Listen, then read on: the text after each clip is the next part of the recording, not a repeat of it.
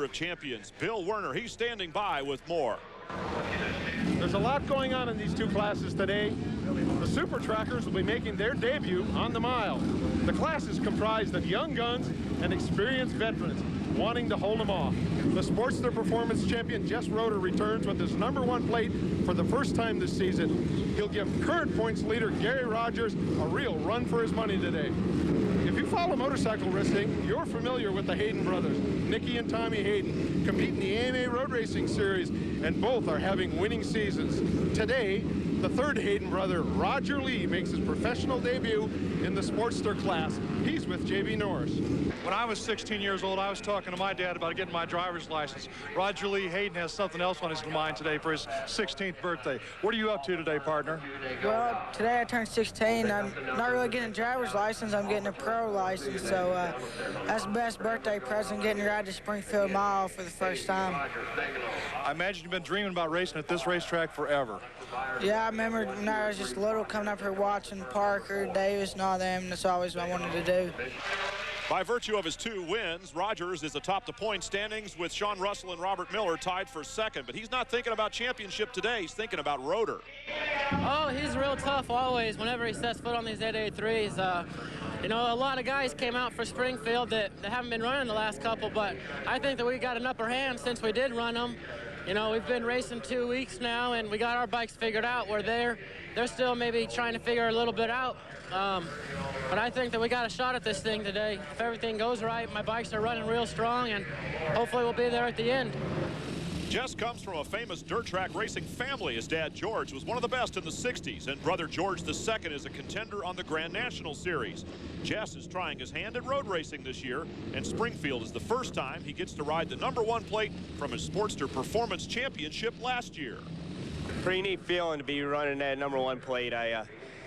I've dreamed about it my whole life and finally come true, and it feels good to go out there with that big #1 plate on the motorcycle.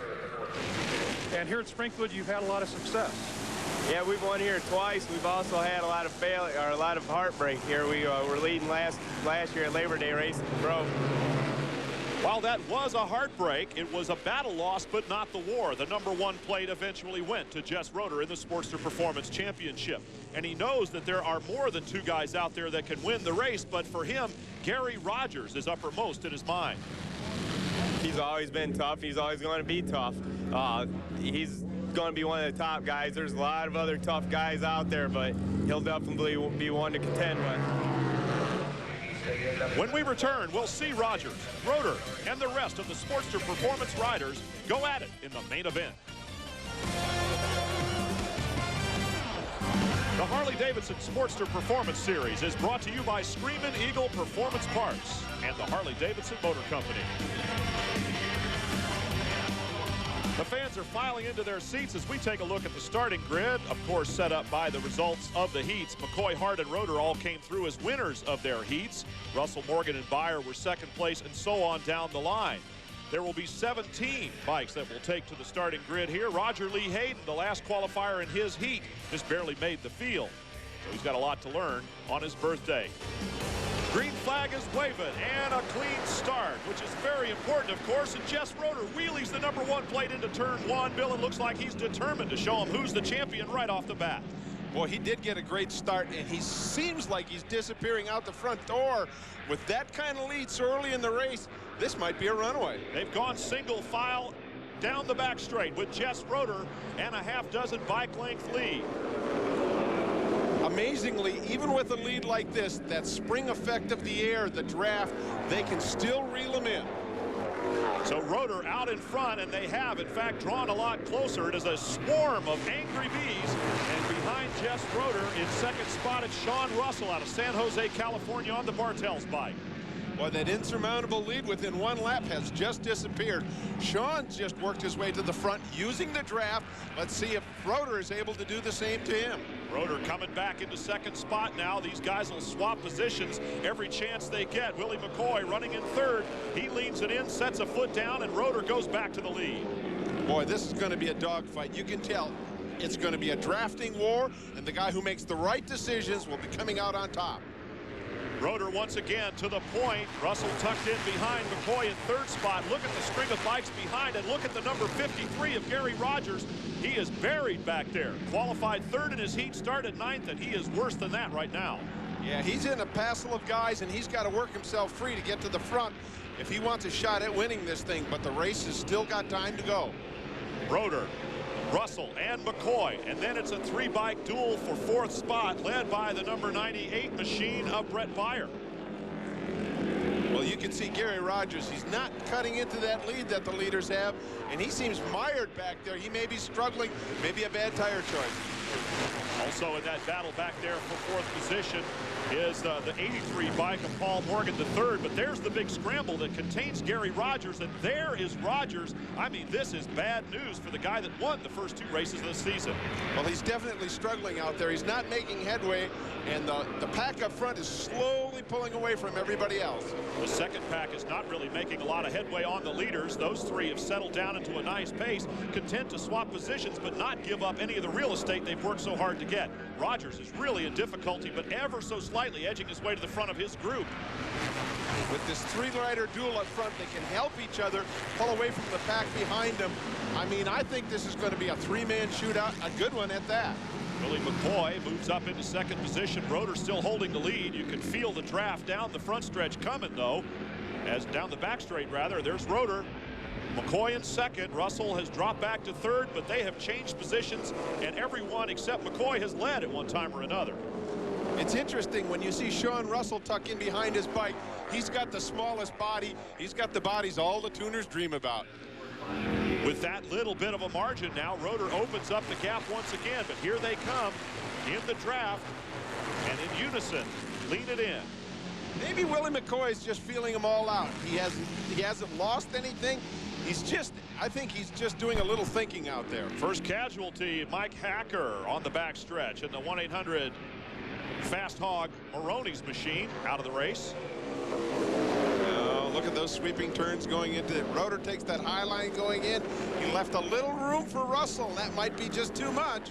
He gets a good squirt coming off the turn with that high exit, and now they line up single file once again. You can see the second group has kind of come apart a little bit, and firmly in fourth spot, the 83 of Paul Morgan. He may be making a little headway. This is Paul Morgan's home track. He's from Springfield. He'd like nothing better to win at his home track. Roeder in the front once again. McCoy in third, and the sandwich, the man in the sandwich is Sean Russell. The 28 bike tucks it in, draws a hand up on the gas tank, and now has the inside line. But again, Roeder comes off that high exit with a lot more speed.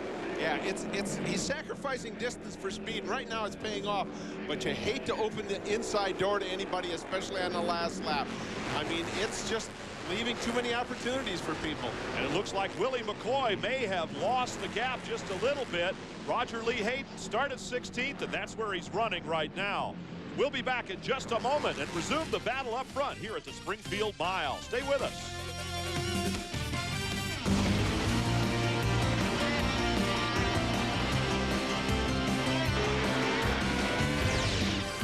The Harley-Davidson Sportster Performance Series is brought to you by Drag Specialties, your single best source for custom parts and accessories. The action out on the track at 5 laps to go has been as you saw it before the commercial break. Jess Roeder out front with a style different than a lot of guys, but reminiscent of a few, namely his dad. Yeah, if you just changed the number plate, that look, that intensity, that's old number 94 out there. He's mimicking his father, and it's a great style. Sean Russell in second. Willie McCoy has not been able to make a move from his third place position yet. And I think I have to emphasize the word yet. He looks like he's just trying to feel out the guys ahead of him. He makes little moves to that corner, and I think he's playing the waiting game. I think he's going to set it up for the last lap.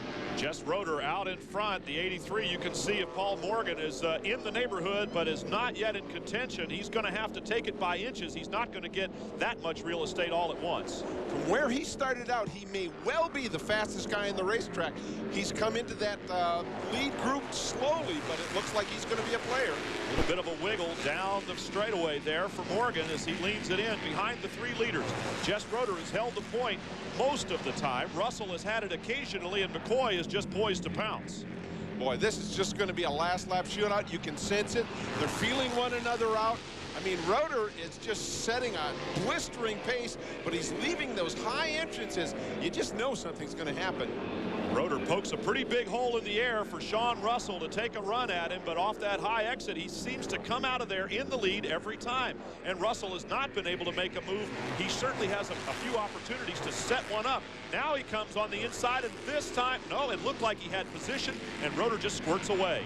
Roeder gets that high entrance to work for him. It's amazing. I mean, most guys always protect the inside, but he's making it work for him. But you wonder sometime, is this just what you really think you're seeing? Or is the guy in the back going to pull it off at the end? And you have to wonder if McCoy, who now works inside and takes both of them at once, you kind of got the feeling that something was going to happen and that he didn't have the throttle cable stretched all the way tight on that bike. And now he's taken the lead here when it counts. Yeah, McCoy, I think, was setting him up. 1 lap to go. This is going to be a barn burner. Anyone can win this race. And this is what you got to love, no matter what kind of racing you like personally. When they go 3 wide out of the into the first turn on the last lap, you got to love it. Roeder takes the lead once again. McCoy drops back to 3rd, and in 2nd is Russell. Russell making a run down the backstretch. 2 turns to go for the checkered flag. Jess Roeder tucks in as tight as his big body will allow. Russell comes inside and takes the lead. Has Roeder got anything for him coming off the exit? We know he's got good speed. Here they go. It's the drag race down the front straight to the finish line. Sean Russell's got it. Jess Roeder wants it, and he's going to take the checkered flag by the narrowest of margins with a comeback move on the final straightaway. Boy, his dad would be proud of him. That's just what he did when he won the Springfield Mile. I mean, this is just history repeating itself. And Gary Rogers at the front of that group, way back in the standings, but Jess Roeder carries the #1 plate to the victory. The champ is back, and now everybody knows it. He took the lead in the first lap. He took the lead out of the last corner, and the checkered flag here at Springfield. Russell ends up 2nd, Willie McCoy 3rd. You can see Rogers with a 7th place finish. Let's go downstairs and hear from the winner of this one here at Springfield. You can't even describe how I'm feeling right now. It's a great feeling. You know, I've struggled here at times, and I've done really well at times. And, you know, I couldn't do it without my father. I mean, I think everybody can see he's got that bike running just unbelievable. I mean, it just makes it so much easier to ride when I can pull out and pass and whenever I want. And it just, I mean, my dad won me the race today, and I appreciate that. You know, these guys, I was out there, and Sean's bike, I could hear, was cutting out at the end of the straightaway, and so I knew he couldn't go past me. Then he started passing me at the start and finish line, so on that last lap, I felt like I could draft past him for a start and finish line, but I hadn't tried it yet, so I kind of gambled and let him go past because I figured he was getting through like 3 and 4 better than I was, and he was going to beat me across the line. So I just gambled and let him lead through 3 and 4, and sure enough, I was able to pull out and pass. Like I said, my dad's got that bike running good. It allowed me to pull out and pass and get across the line. The big news as we take a look at the point standings, Sean Russell made up a lot of ground with his 2nd place finish to Rogers' 7th. And Jess Roeder's single win has him in 8th position. Let's go back downstairs. J.B. Norris is with the points leader. Talking with Gary Rogers. Gary, all good things have to come to an end, and today your victory streak came to an end. Yeah, that's right. You know, it's too bad, but you know it's going to happen sooner or later. So, you know, the monkey's off the back, and we can just go ahead and start our season off again and just look forward. We're still leading points over Sean, but, you know, championship's still a long ways away, so we're just going to take it race by race. You know, today we found out that, you know, we made a little mistake, had too much gear on it, and it bit us. But, you know, we'll just take the points we got here and just go down the road. Now, if